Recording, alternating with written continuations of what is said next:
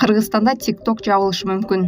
Маданият, маалымат, спорт жана жаштар саясаты министрлиги 30-августта Кыргызстанда TikTok'ту жабуу чечимин чыгарды.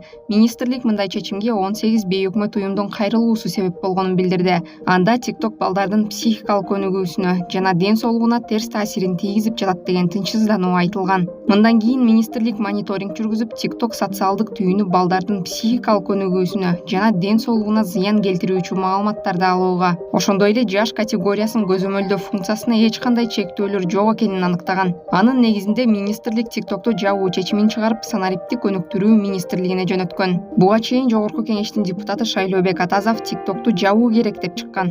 Коомчулукта бул маселе талкууга алынып, социалдык тармактын колдонуучулары жаштар TikTok'тон пайдалуу дагы маалымат алса болорун. Адам кандай мазмундуу контент болсо, тармактын алгоритми ошондой контент сунуш кылаарын айтып, жабууга каршы чыккан. Кыргызстанда TikTok жабылышы керекпи?